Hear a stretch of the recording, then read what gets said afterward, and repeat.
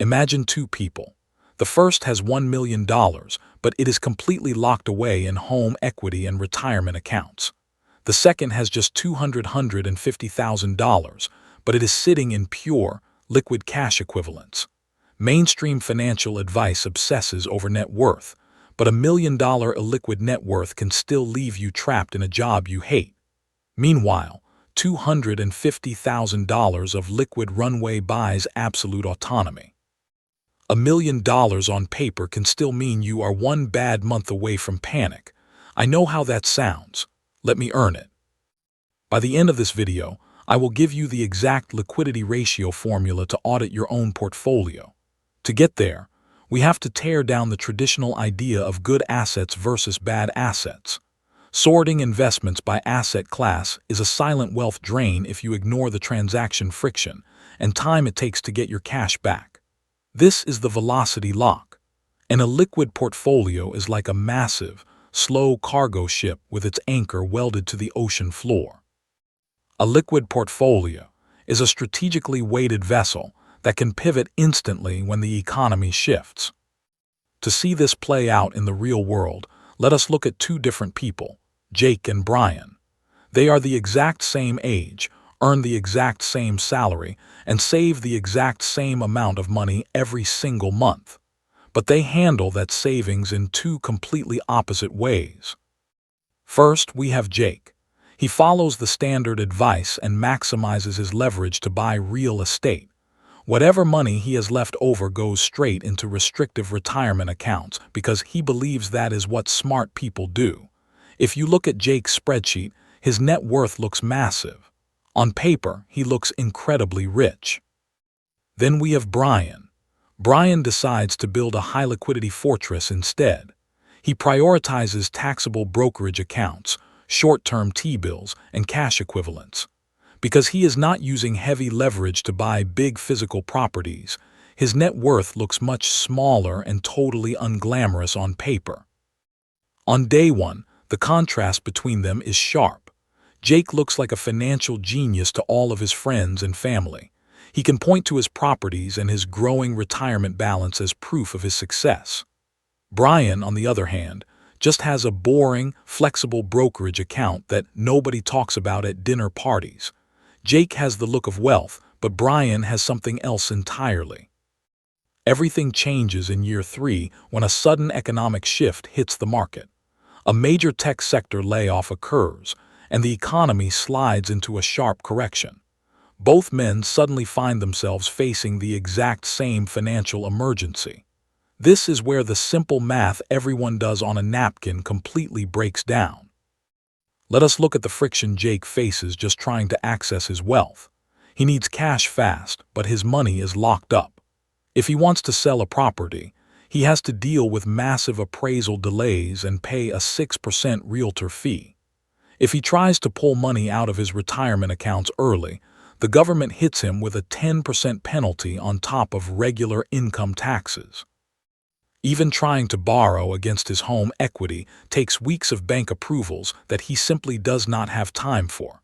In the end, his $1 million net worth provides shockingly little real help during an emergency.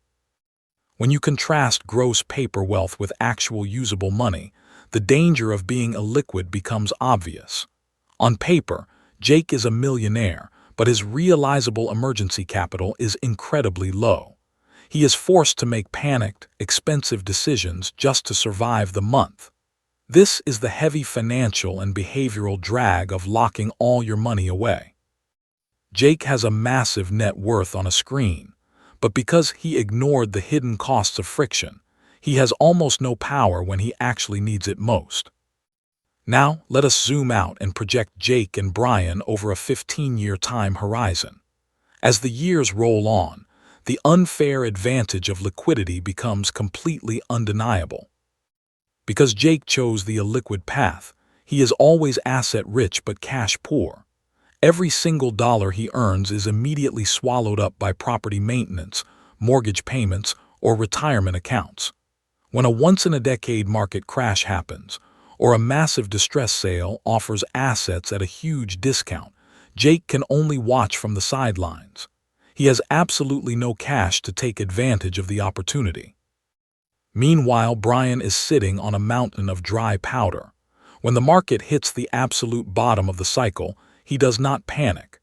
Instead, he uses his liquid cash to easily scoop up those same depressed, high-yielding investments for pennies on the dollar. He does not have to deal with banks, penalties, or approval delays. He just moves his money instantly. The long-term result of this setup is a massive gap between the two men. Brian's returns begin to compound silently in a highly predictable, low-stress math curve. He did not build wealth by chasing a bigger income or taking on wild risks. He built it because he managed his portfolio's friction and kept his cash ready to move. While Jake is constantly stressed and working aggressively just to maintain his rigid lifestyle, Brian's liquid setup gives him the ultimate financial edge. To be completely fair, we have to look at the other side of the coin. Keeping your money liquid is not a perfect strategy, and Brian's path has some real downsides. The biggest enemy of sitting on cash or safe investments is inflation drag. Over time, inflation quietly eats away at the purchasing power of your money if it is not growing faster than the cost of living. Brian also misses out on the immediate tax breaks that come with traditional retirement accounts, meaning he pays more to the government up front. Plus, there is a major psychological challenge. When you have easy access to a massive pile of cash, the temptation to spend it on lifestyle upgrades or luxury items is incredibly high. Because of these facts, there are specific times when Jake's illiquid strategy actually wins. For example, if the economy enters a hyperinflationary environment, physical real estate acts as a fantastic shield because property values and rents usually skyrocket. Jake also wins during a locked-in, low-interest bull market, where using cheap debt to buy assets can supercharge your wealth much faster than keeping money in a brokerage account.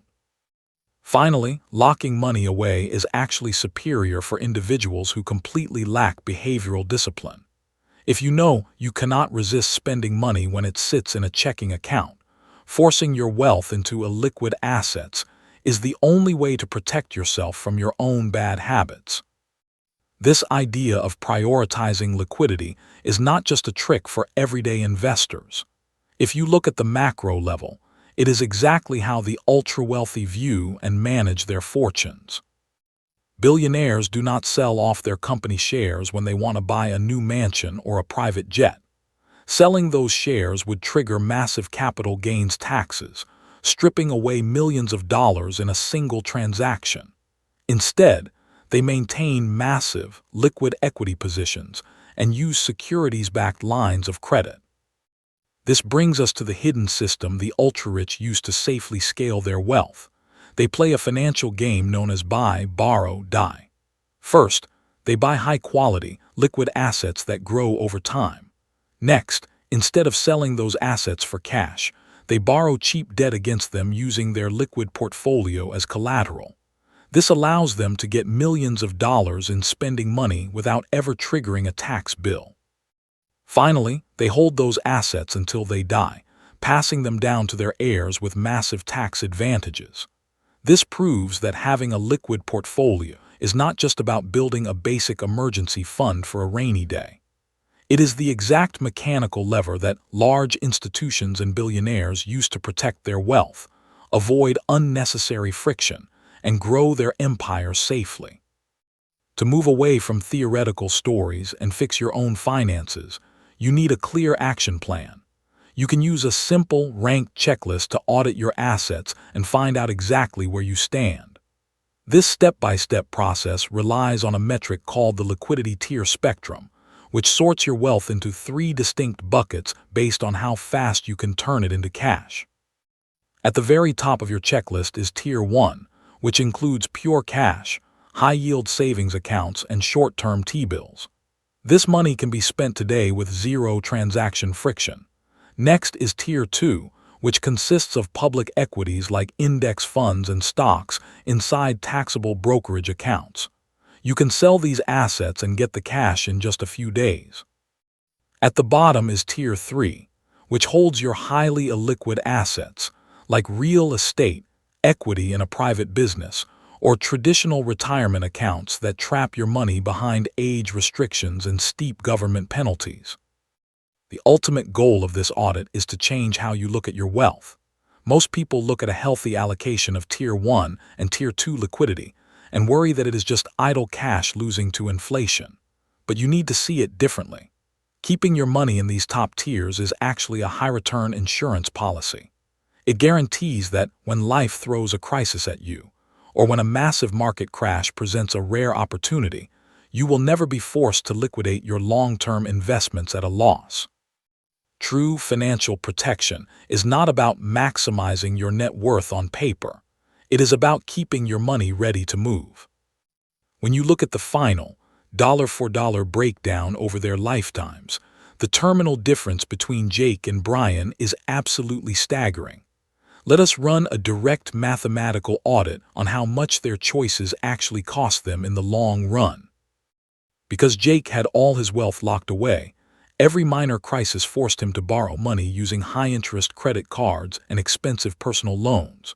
Worse, because he never had spare cash during market drops, he missed out on buying deeply discounted assets that broke out into massive gains later on. When you add up the high interest he paid to banks and the $340,000 he lost in missed opportunity arbitrage, the total cost of his illiquidity is devastating. The biggest takeaway here is that Jake did not lose the wealth game because his investments were bad. Real estate and retirement accounts are fine assets. He lost because his systemic friction was too high. He built a financial framework that was completely rigid, meaning he had to pay a penalty every time life did not go perfectly according to plan. Brian won because his flexible portfolio let him avoid those penalties entirely, keeping his wealth moving forward without any hidden leaks. Trying to balance your liquidity ratios against your total asset yield by yourself is a massive challenge. Doing all these calculations manually is mathematically tedious, and tracking your numbers every single month can quickly become emotionally exhausting. It is easy to let fear or greed mess up your strategy when you do not have a clear system to follow. To solve this exact problem, I built a special tool called the Guru Friction Calculator Spreadsheet. This private asset tracker is designed to automate your personal liquidity audit completely. It instantly breaks down your wealth into the 3 tiers, identifies your hidden transaction costs, and shows you exactly how much ready-to-move cash you need to protect your portfolio from forced liquidation. If looking at the real math today changed your perspective on paper net worth versus true liquid power, make sure to hit the subscribe button. Do not stay trapped in a rigid system that locks up your hard-earned money. Build a fortress of liquidity instead, because if you do not understand liquidity, you will never truly understand freedom.